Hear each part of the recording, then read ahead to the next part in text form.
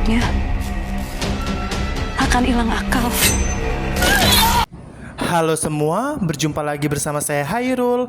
Kali ini saya akan mereview satu film yang berjudul Pusaka, di mana film ini sudah tayang pada tanggal 18 Juli 2024. Film yang disutradarai oleh Rizal Mantovani dan diproduksi di MFV Pictures dan AZ Film dan diperankan oleh Slamet Rahadjo Djaward yang berperan sebagai Risang Wisangko dan Sarefa Danis yang berperan sebagai Nina, Susan Sameh yang berperan sebagai Hana, Ajil Dito yang berperan sebagai David, Uli Triani yang berperan sebagai Sandra, dan Iksan Sami Aji yang berperan sebagai Ade. Baiklah, tanpa lama-lama langsung kita masuk aja ke alur ceritanya. Film Pusaka menceritakan seorang bapak bernama Risang Wisangko yang diperankan oleh Slamet Rahadjo Djaward, merupakan kolektor barang antik, di mana sebelum ia meninggal, dirinya sempat menulis pesan lewat surat wasiat yang berisikan agar rumah peninggalan dari dirinya dijadikan museum umum. Adegan pun memperlihatkan pada saat itu ada seorang profesor yang bernama Dirga yang diperankan oleh Joseph Kara, dan juga temannya yang bernama Mayang yang diperankan oleh Sahilia Hiriam. Mereka pada saat itu ditugaskan untuk menjaga barang-barang antik peninggalan mendiang Risang Wisangko sampai pada hari pameran barang-barang antik tiba nanti. Pada saat itu datanglah para pekerja yang akan mengurus bangunan itu yang dipimpin oleh Nina yang diperankan oleh Sarefa Danis. Pada saat itu mereka datang untuk melakukan survei rumah apa saja yang akan direnovasi dan ruang-ruangan apa saja yang akan mereka rombak ulang untuk jadi tempat museum dan tempat pajangan barang-barang antik.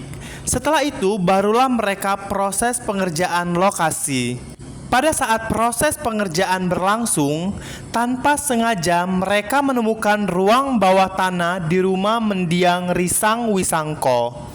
Pada saat itu mereka menemukan berbagai benda pusaka di dalam ruangan rahasia itu. Salah satu benda pusaka yang paling mencolok di ruangan itu adalah keris. Pada saat itu, Sandra yang diperankan oleh Uli Triani yang bertugas untuk menangani renovasi rumah itu dengan sengaja memainkan keris yang ada di ruangan itu. Tanpa sengaja, tangannya pun tergores pada keris itu. Dari goresan itu, tangan Sandra mengeluarkan darah. Di saat yang bersamaan, darah yang dikeluarkan oleh Sandra tiba-tiba ikut tersedot dan masuk ke dalam keris itu. Pada kejadian itu, hal aneh pun mulai terjadi pada diri Sandra. Sandra pun berubah menjadi sosok yang sangat mengerikan. Akibat dari peristiwa itu, kejadian mencekam pun terjadi di lokasi rumah mendiang Bapak Risang Wisangko.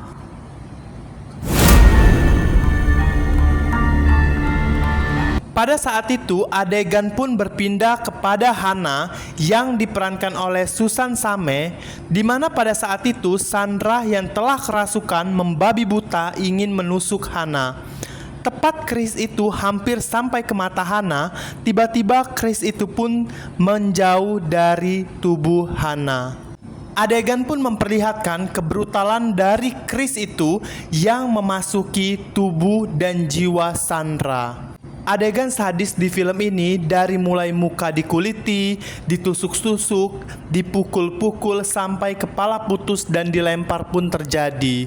Film ini sangat sadis di mana teman-teman Sandra ikut menjadi korban dari keris ini yang telah merasuki jiwanya si Sandra ini. Film ini pun menyajikan alur yang menarik, menegangkan, dan memiliki latar yang sangat bagus dalam setiap adegan dan pemain dalam film ini.